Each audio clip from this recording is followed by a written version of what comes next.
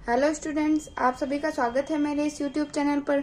अगर आप इस चैनल पर नए हैं या अभी तक आपने इस चैनल को सब्सक्राइब नहीं किया है तो जल्दी से सब्सक्राइब कर दीजिए और बेल आइकन को भी प्रेस कर दीजिए ताकि मेरी अगली वीडियो सबसे पहले आप तक पहुंच सके। वीडियो की शुरुआत करते हैं प्रश्नावली 6.2 से। तो पहला प्रश्न क्या है, आकृति 6.28 में। यह है आकृति 6.28। ठीक है, इसमें x और y के मान ज्ञात कीजिए। ये x और ये y। ये भी दर्शाइए कि AB और CD क्या है, समांतर है। यानी जो AB और CD जो है ये दोनों समांतर है, ये हमें बताना है। ठीक है, तो हमारे पास ये चित्र दे रखा है, इसमें दो रेखाएं हैं और एक ये तिर्यक रेखा इसको प्रतिच्छेद कर रही है। ठीक है, तो हमें क्या ज्ञात करना है, x और y के मान ज्ञात करने हैं और AB समांतर है CD के, ये बताना है। ठीक है, तो हम क्या करते हैं, पहले x का मान ज्ञात करें।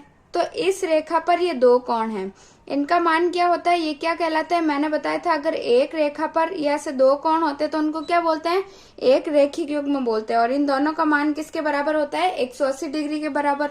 ठीक है, तो हम क्या लिख सकते हैं कि कोण ये वाला कितना है, 50 डिग्री प्लस x किसके बराबर होगा, 180 डिग्री के बराबर।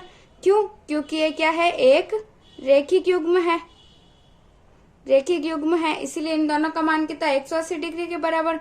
तो इसे x का मान ज्ञात हो जाएगा, x बराबर 180 माइनस 50, क्योंकि यहाँ प्लस है इधर आएगा तो माइनस।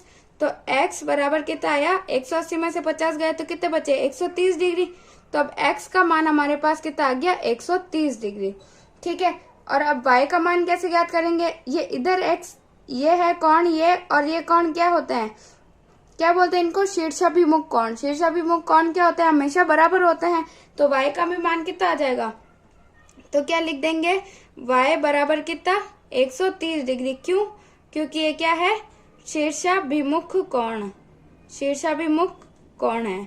ठीक है, इसलिए इन दोनों का मान क्या होता है, बराबर होता है शीर्षाभिमुख कोण का मान। तो इसलिए y का मान भी क्या आ गया, 130 डिग्री। अब ये यहाँ पे क्या बन रहा है, एक z बन रहा है। देखो ये यहाँ से यहाँ तक क्या बन रहा है, z। तो जब ये z बनता है तो इनको क्या बोलते हैं, हम एकांतर कोण बोलते हैं। तो अगर ये एकांतर कोण का मान बराबर होता है, इसका मतलब क्या होता है, एकांतर कोण कब बराबर होते हैं, जब ये दोनों जो है रेखाएं समांतर होती है तभी एकांतर कोण का मान बराबर होता है। तो एकांतर कोण का मान बराबर है, इसका मतलब क्या है, ये दोनों रेखाएं समांतर है। तो हमें यही प्रूव करना है कि AB और CD समांतर है। तो x और y के मान बराबर हैं, तो अतः हम क्या लिख देंगे, अतः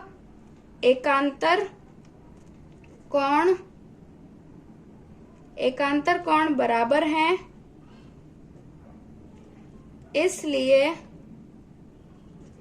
AB और CD क्या होंगे, समांतर हैं।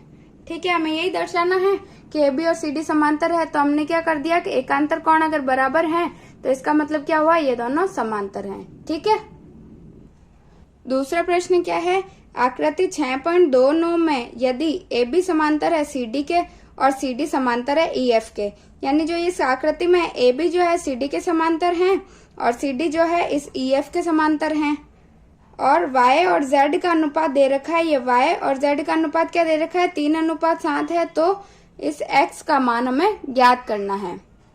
तो दूसरे में क्या दे रखा है, AB और CD के समांतर है, CD जो है EF के समांतर है।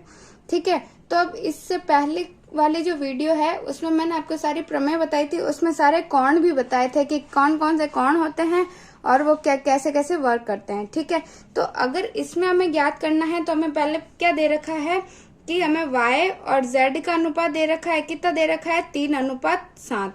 ठीक है, तो जब भी हम इनको अनुपात से बाहर, यानी अगर y का मान हमें ज्ञात करना तो हम कैसे ज्ञात करेंगे, इन दोनों को क्या करेंगे, एक किसी चर से गुणा कर लेंगे। ठीक है, x y z कुछ भी कर सकते हैं। ठीक है, तो मैं अगर इनको k से गुणा कर लूं अगर, तो y का मान क्या हो जाएगा, 3k, और ऐसे ही z का क्या हो जाएगा, 7k। ठीक है, क्योंकि मैंने इन दोनों को k से गुणा कर दिया। ठीक है, फिर अब हम इसमें कैसे ज्ञात करेंगे, हमें x का मान ज्ञात करना है। तो अगर मैं इस कोण को ले लूं, ये वाला कोण, ठीक है, मैं इसको मान लेती हूँ कोण नंबर 1। ठीक है, तो कोण 1 किसके बराबर होगा, y के। क्यों, क्योंकि यह शीर्षाभिमुख कोण है। क्या है, शीर्षाभिमुख कोण। और शीर्षाभिमुख कोण का मान क्या होता है, बराबर होता है तो ये कोण किसके, y के बराबर होगा, और y का मान कितना है 3 के, तो मैं क्या लिख दूं, कोण 1 बराबर 3 के। ठीक है, फिर ये अगर दोनों समांतर दे रखी है, हमें दे रखा है कि CD जो है समांतर है EF के। ठीक है, तो अगर CD और EF समांतर हैं तो इनके जो अंतः कोण होते हैं वो क्या होते हैं, संपूरक होते हैं। ये हमने प्रमेय में देखा था। ठीक है, तो अगर संपूरक है तो कोण 1 प्लस Z का मान किसके बराबर होगा, 180 डिग्री के बराबर होगा।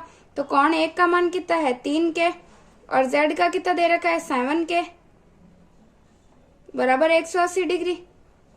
ठीक है, तो कितना 7 और 3 10 के, बराबर 180 डिग्री। तो K का मान कितना आएगा इससे, तो इससे K 10 का भाग दो इसमें, तो 0 से 0 कट जाएगा, तो K का मान कितना आएगा 18।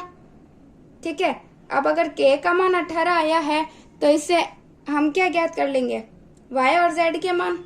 ठीक है, तो Y का मान कितना है 3 के, तो बराबर 3 इंटू K का मान 18, तो कितना हुआ 18 दूनी 36, 18 54 डिग्री। और Z का मान कितना होगा 7K है, तो 7 इंटू 18, तो Z का मान क्या होगा 126 डिग्री। ठीक है, तो Y और Z का मान तो हमें ज्ञात हो गया। अब हमें क्या ज्ञात करना है, X का मान ज्ञात करना है। तो X का मान हम कैसे ज्ञात कर लेंगे, अगर Y का मान हमारे पास कितना है 54 डिग्री, तो ऐसे ये भी इन दो समांतर रेखाओं के अंतः कोण क्या होते हैं, संपूरक होते हैं। तो इन दोनों का मान भी अगर 180 डिग्री के बराबर है तो हम इनको 180 के बराबर रखेंगे, और 54 फिर Y उसमें से घटा देंगे तो X का मान आ जाएगा। ठीक है, तो हम क्या लिखेंगे, X प्लस Y का मान कितना होगा 180 डिग्री के बराबर, क्योंकि ये क्या होते हैं अंतः कोण, क्यों है अंतः कोण संपूरक होते हैं, है ना, अंतः कोण संपूरक होते हैं, इसलिए इनका मान क्या है 180 के बराबर है। तो Y का मान हमें पता है, तो X प्लस Y का मान कितना है 54 डिग्री बराबर 180 डिग्री।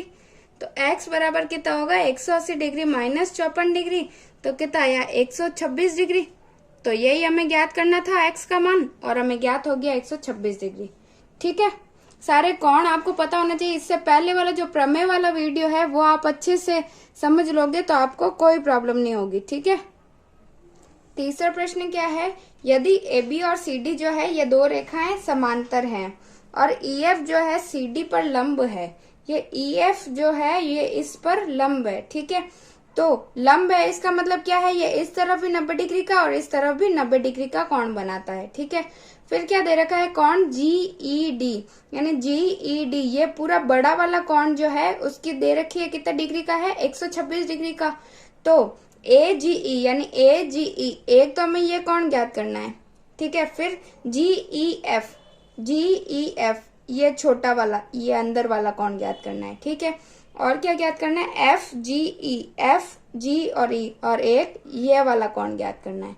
ठीक है, तो 3 कोण हमें ज्ञात करना है। तो कैसे ज्ञात करेंगे, अगर हम सबसे पहले तो ये कोण दे रखा है, ठीक है, ये पूरा बड़ा वाला दे रखा है। अगर इस बड़े वाले का मान 126 है और इस छोटे का हमें पता है क्योंकि ये लंब है तो इसका मान तो 90 डिग्री है। तो अगर 126 में से मैं 90 घटा दूं, यानी इस पूरे बड़े कोण में से मैं ये वाला कोण घटा दूं इधर वाला, तो ये वाला बचेगा केवल, यही हमें ज्ञात करना है। ठीक है, एक तो ऐसे ज्ञात हो जाएगा। और ये वाला कोण देखो, ये क्या बन रहा है, यहाँ पे Z बन रहा है, ये ऐसे Z बन रहा है ये वाला, तो ये वाला कोण और ये कोण बराबर होगा। क्यों, क्योंकि एकांतर कोण है, यानी अगर ये कोण और ये कोण बराबर है तो ये 126 अगर ये है तो ये भी 126 होगा। क्यों, क्योंकि ये एकांतर कोण है। ठीक है, दो समांतर रेखाएं हैं तो इसमें ये जो Z वाला कोण होता है उसको हम एकांतर कोण बोलते हैं और ये बराबर होते हैं। ठीक है, तो पहले हमें कोण यही पता चल गया, तो मैं क्या लिख दूं कि कोण क्या है, AGE जो है किसके बराबर है, कोण GED के बराबर, GED के बराबर है। क्यों, क्योंकि ये एक एकांतर कोण है। ठीक है, और एकांतर कोण भी तब है जब ये दोनों समांतर हैं, तो ये हमें समांतर दे रखी है। ठीक है, इसीलिए एकांतर कोण जो होते हैं बराबर होते हैं। ठीक है, तो GED का मान तो हमें दे रखा है 126, तो ये 126 हो जाएगा। तो कोण AGE पहले हमें यही ज्ञात करना है, तो हमने ज्ञात कर लिया। ये इसका मान कितना है 126, तो एक तो ये हमारा आंसर हो गया। तो यानी इस कोण का मान हमारे पास कितना आ गया 126 डिग्री। ठीक है, फिर हमें दूसरा कोण ये वाला ज्ञात करना है। ये कैसे ज्ञात करें? अगर ये मैंने क्या बताया था, अगर एक रेखा यानी इस रेखा पर एक ये कोण है, एक ये कोण है, तो इन दोनों का मान कितना होता है 180 डिग्री के बराबर होता है। क्यों? क्योंकि ये क्या होता है एक रेखिक युग्म। ठीक है, तो सेम यही हो रहा है। इस रेखा पर अगर ये एक तिर्यक रेखा है तो इस पे अगर ये दो कोण होते तो इन दोनों का मान 180 डिग्री के बराबर है। तो अगर मैं लिखूं कि कोण AGE प्लस कोण ये क्या होगा EGF या FGE का मान बराबर किसके होगा 180 डिग्री के। क्यों? क्योंकि ये क्या है एक रेखिक युग्म है। ठीक है, एक रेखिक युग्म है इसीलिए। तो AGE का मान तो मैंने ज्ञात कर लिया कितना 126 डिग्री प्लस कोण FGE का मुझे ज्ञात करना है और 180 डिग्री। तो कोण FGE का मान क्या हो जाएगा 180 डिग्री माइनस कितना आएगा 126 डिग्री। तो कितना हुआ 0 में से 6 गए तो इधर से 1 हासिल लिया, तो 10 में से 6 गए तो कितने बचे 4 और यहाँ पे बचे 7, 7 में से 2 गए तो 5। ठीक है, तो ये हमारा दूसरा आंसर हो गया। ये ज्ञात करना है ना FGE, तो ये FGE का मान कितना आ गया 54 डिग्री। ये यहाँ पे आ गया 54 डिग्री। ठीक है, फिर हमें क्या ज्ञात करना है ये वाला कोण। ये कैसे ज्ञात करेंगे? इस पूरे बड़े वाले कोण में से मैं ये छोटा वाला कोण अगर घटा दूं तो इस कोण का मान आ जाएगा, है ना। तो मैं क्या करती हूँ कि इस बड़े वाले कोण में से यानी GED कोण GED में से घटा दूं किसका मान कोण FED का मान। ठीक है, तो ये वाला कोण का मान आ जाएगा किसका मान आ जाएगा GEF का मान। ठीक है, GEF का मान ज्ञात करना है। ठीक है, तो GED का मान कितना है 126 डिग्री माइनस कोण FED का मान कितना है 90 डिग्री है, क्योंकि एक लंब है तो इसकी ये भी कोण 90, इधर वाला भी कोण 90, तो 90 डिग्री इसमें से घटा दो तो कोण GEF का मान ज्ञात हो जाएगा। तो कितना आएगा 126 में से 90 गया यानी 6 में से 0 गया तो 6 बचा, 2 में से जाएगा नहीं, 12 में से 9 गया तो कितना बचा 3। तो ये आ गया हमारे पास कितना 36 डिग्री। किसका मान आ गया कोण GEF का। तो यही हमें ज्ञात करना था, तो कोण GEF का मान हमारे पास 36 डिग्री आ गया। ठीक है, ये 36 डिग्री, ये तीनों कोण हमें ज्ञात हो गए। ठीक है, फिर चौथा प्रश्न क्या है, यदि PQ और ST जो है समांतर है, यानी PQ और ST ये दोनों रेखाएं भी समांतर हैं और PQR इस कोण का मान 110 डिग्री दे रखा है और कोण RST ये RST इस कोण का मान भी 130 डिग्री दे रखा है। तो कोण QR और S कोण QRS हमें ज्ञात करना है। ठीक है, तो QRS ये वाला कोण ज्ञात करना है। तो कैसे ज्ञात करेंगे? हमने एक तो हमें दे रखा है कि Q से R से एक रेखा खींचो जो क्या हो ST के समांतर हो, यानी ये दोनों समांतर हैं एक तो, और एक क्या करेंगे हम Q से एक रेखा खींचेंगे। ठीक है, और हमें दे रखा है कि PQ जो है ST के समांतर है, यानी ये दोनों भी आपस में समांतर है। ठीक है, तो हमने 3 कोण मान लिए यहाँ पे। एक तो मैंने ये कोण ले लिया और एक मैं कोण यहाँ ले लेती हूँ, यानी कोण 1 ये ले लिया मैंने, एक यहाँ पे ले लिया कोण 2 और ये कोण 3। ठीक है, ये 3 कोण मैंने ले लिया। ठीक है, तो अब इनको कैसे ज्ञात करेंगे? पहले तो अगर ये दोनों रेखाएं समांतर हैं तो ये कोण और ये कोण बराबर होंगे। क्यों? क्योंकि ये क्या है संगत कोण है। ठीक है, संगत कोण हमेशा बराबर होते हैं। तो कोण 3 का मान भी कितना आ जाएगा हमारे पास 130 डिग्री। फिर कोण 2 और कोण 1 को भी ज्ञात कर लेंगे। ठीक है, तो सबसे पहले हम लिखते हैं कि जो कोण है ये RST कोण RST जो है किसके बराबर है कोण 3 के। क्यों? क्योंकि ये क्या है संगत कोण है और संगत कोण क्या होते हैं आपस में बराबर होते हैं। तो कोण RST 130 है तो कोण 3 का मान कितना आ गया 130 डिग्री। ठीक है, एक तो ये आ गया कोण 3 का यानी 130 डिग्री इसका मान आ गया। फिर ये दोनों कोण, जो कोण 2 है और कोण 3 है, दोनों क्या है, एक ही रेखा पर स्थित है, यानी क्या, ये एक रैखिक युग्म है और इन दोनों का मान किसके बराबर है, 180 डिग्री के बराबर। तो मैं क्या लिखूंगी, कोण 3 प्लस कोण 2 किसके बराबर है, 180 डिग्री के बराबर। क्यों, क्योंकि ये एक रैखिक युग्म है। ठीक है, तो कोण 3 का मान कितना है, 130 डिग्री प्लस कोण 2 का मान हमें ज्ञात करना है और 180 डिग्री। ठीक है, तो कोण 2 का मान क्या होगा, 180 डिग्री माइनस 130 डिग्री, तो कितना आया, 180 में से 130 गया तो कितना है, 50 डिग्री। तो यानी कोण 2 का मान मेरे पास क्या आ गया, 50 डिग्री। ठीक है, अब कोण 1 का मान कैसे ज्ञात करेंगे, ये भी एक रैखिक युग्म होगा, क्योंकि ये कोण और ये कोण, ये दोनों कोण इस एक ही रेखा पर स्थित है, इसलिए इन दोनों के मान भी क्या होंगे, 180 के बराबर होंगे। 1 का मान क्या होगा कि जो कोण PQR है प्लस कोण 1 बराबर कितना होगा, 180 डिग्री। क्यों, क्योंकि ये भी क्या है, एक रैखिक युग्म है। तो PQR का मान तो है 110 डिग्री प्लस कोण 1 हमें ज्ञात करना है बराबर 180 डिग्री। तो कोण 1 का मान क्या होगा, 180 डिग्री माइनस 110 डिग्री, तो कितने बचे, 80 में से 10 गए तो 70 डिग्री। ठीक है, तो कोण 1 का मान भी क्या हो गया, हमारे पास आ गया एक कोण का मान 70 डिग्री। ठीक है, तो अब हम क्या कर सकते हैं कि ये हमारे पास क्या आ गया, एक त्रिभुज आ गया, ये वाला। ठीक है, तो यानी ये एक हमारे पास एक त्रिभुज प्राप्त हुआ, इसमें ये कोण तो कितना आया मेरे पास 70, ये वाला कोण है 50 डिग्री। तो ये ज्ञात कर सकती हूँ मैं, कैसे ज्ञात करेंगे कि त्रिभुज के तीनों कोणों का मान कितना होता है, तीनों कोणों का योग कितना होता है, 180 डिग्री। तो मैं क्या बोलूंगी, त्रिभुज, क्या नाम है, PR और इसका नाम दे देते हैं O। ठीक है, तो क्या होगा, त्रिभुज QOR से, ठीक है, त्रिभुज QOR से कोण 1 प्लस कोण 2 प्लस कोण, इसको लिख देते हैं R। ठीक है, बराबर क्या है, 180 डिग्री। तो कोण 1 का मान है 70 डिग्री, कोण 2 का मान है 50 डिग्री प्लस कोण R यानी कोण QRS का मान हमें ज्ञात करना है बराबर 180 डिग्री। तो 70 और 50 के तो 120 डिग्री बराबर कोण QRS प्लस है ना इधर, बराबर 180 डिग्री। तो क्या आ जाएगा, कोण QRS का मान हमें ज्ञात करना है, तो 180 डिग्री माइनस 120 डिग्री। तो क्या हुआ, 180 में से 20 गए तो कितने बचे, 60 डिग्री। तो यही हमारा आंसर हो जाएगा। ठीक है, हमें प्रश्न में केवल यही कोण ज्ञात करना था। ठीक है, तो ये हमने ज्ञात कर लिया। पांचवा प्रश्न क्या है, यदि AB और CD, रेखा AB और CD क्या है, समांतर है, कोण APQ इस कोण का मान कितना दे रखा है, 50 डिग्री, और कोण PRD कहाँ है, PRD ये इस कोण का मान दे रखा है 127 डिग्री।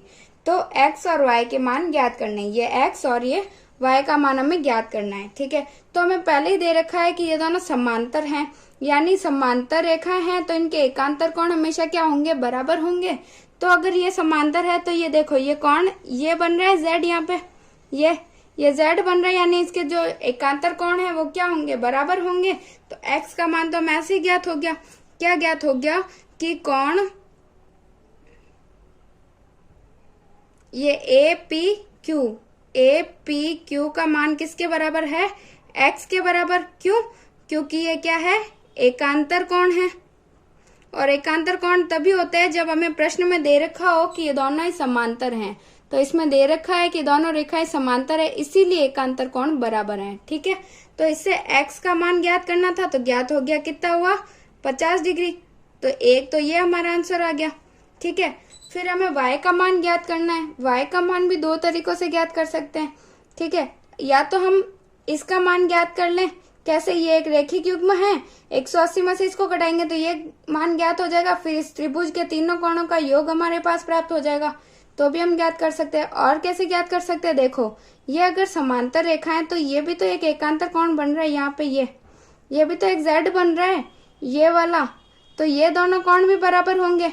ठीक है, तो अगर ये 127 है तो ये भी पूरा कोण कितना होगा 127। तो अगर 127 ये पूरा कोण है तो इसमें से अगर 50 घटा दूं तो ये y का मान आ जाएगा। ठीक है, दो तरीकों से ज्ञात कर सकते हैं, तो किसी से भी आप ज्ञात कर लो। अगर मैं इससे बता दूं आपको तो ये एक रेखिक युग्म है। ठीक है, तो अगर ये क्या लिख सकते हैं, इसको पी आर क्यू लिख दूं, कोण पी आर क्यू जो है प्लस कोण ये क्या है पी आर डी बराबर कितना होना चाहिए 180 डिग्री के। क्यों?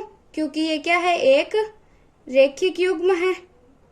ठीक है, तो पी आर क्यू का मान तो मुझे ज्ञात करना है, तो मैं इसको नाम दे देती हूँ कोण 1। तो कोण 1 प्लस इसका मान है 127 डिग्री बराबर 180 डिग्री।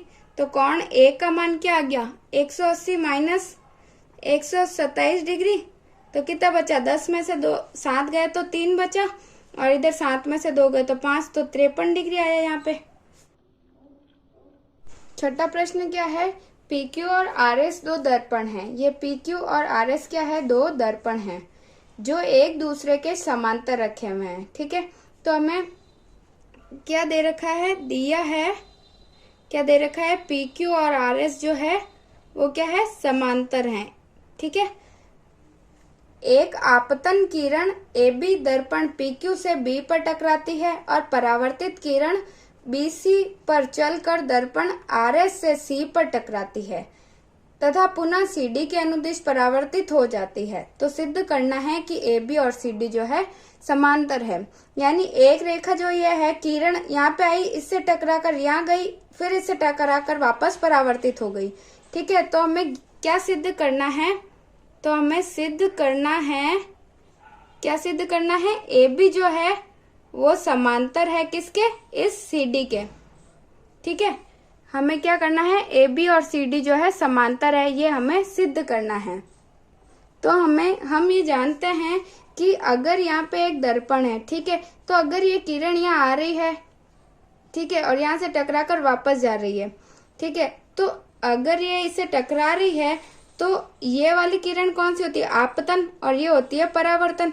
ठीक है, तो इनके बीच में हमने क्या पढ़ा हुआ है कि हम इसके बीच में एक लंब खींच सकते हैं। तो अगर मैं इसके बीच में एक लंब खींचूं इन दोनों किरणों के बीच में, तो यहाँ पे जो ये एक आपतन कोण बनता है, यानी इस अभिलंब और आपतित किरण के बीच में एक कोण बनता है, क्या बनता है, आपतन कोण। और एक परावर्तित किरण और इस अभिलंब के बीच में कौन सा कोण बनता है, परावर्तन कोण। ठीक है, तो आपतन कोण और परावर्तन कोण का मान क्या होता है, हमेशा बराबर होता है। ये हमने पढ़ रखा है। ठीक है, ये हमें पता भी होना चाहिए। ठीक है, तो अगर इस चित्र में मैं क्या करूं कि अगर यहाँ से मैंने एक अभिलंब खींच दिया, ठीक है, इसको मैं नाम दे दिया E, और एक यहाँ C से मैंने अभिलंब वापस खींच दिया, तो इसको क्या नाम दे दिया मैंने F। ठीक है, क्या किया मैंने, ये दो अभिलंब खींचे हैं। ठीक है, तो अब इसकी रचना में हम लिख देते हैं। रचना में क्या लिखेंगे हमने, C यानी BE व ये क्या है CF अभिलंब खींचे। ठीक है, हमने ये दो अभिलंब खींचे।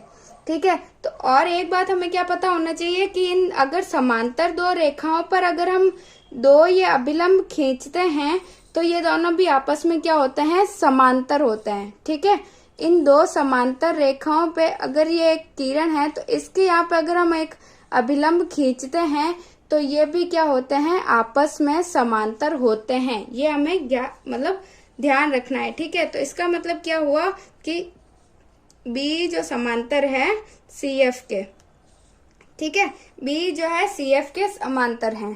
ठीक है, तो फिर हम क्या कर लेंगे, हमने मान लिया कोण 1, ये कोण 2, यहाँ पे कोण 3 और ये कोण 4।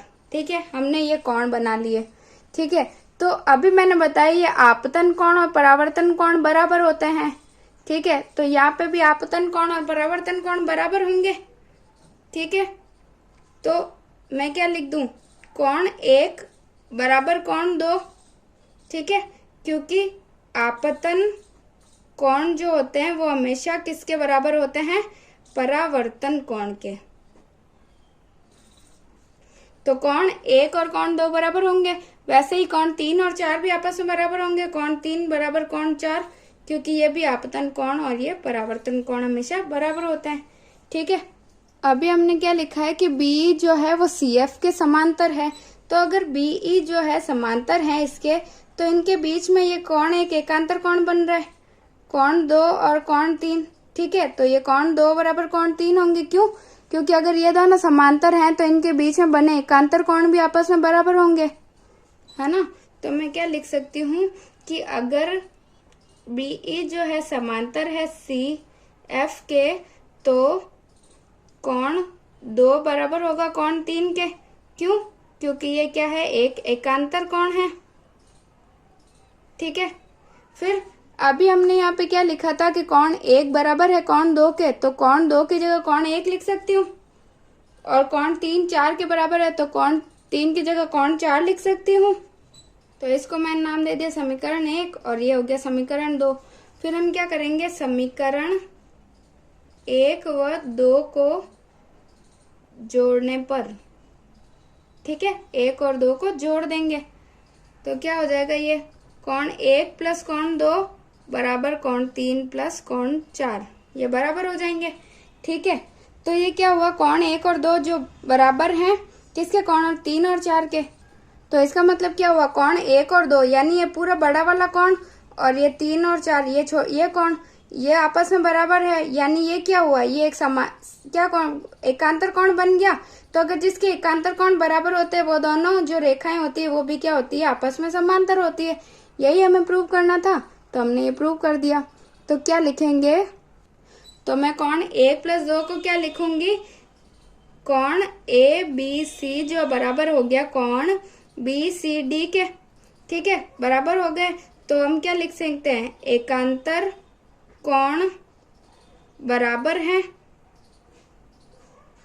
अतः जो AB है वो समांतर है CD के। ठीक है, AB समांतर CD के हैं। ठीक है, तो यही हमें प्रूव करना था, AB और CD जो रेखाएं हैं वो आपस में समांतर है। ठीक है, तो इस प्रकार प्रश्नावली 6.2 यहीं पे समाप्त होती है। अगर आपको मेरे वीडियोस पसंद आ रहे हैं तो इन्हें लाइक करिए, अपने दोस्तों में शेयर करिए और मेरे इस YouTube चैनल को सब्सक्राइब जरूर कीजिए।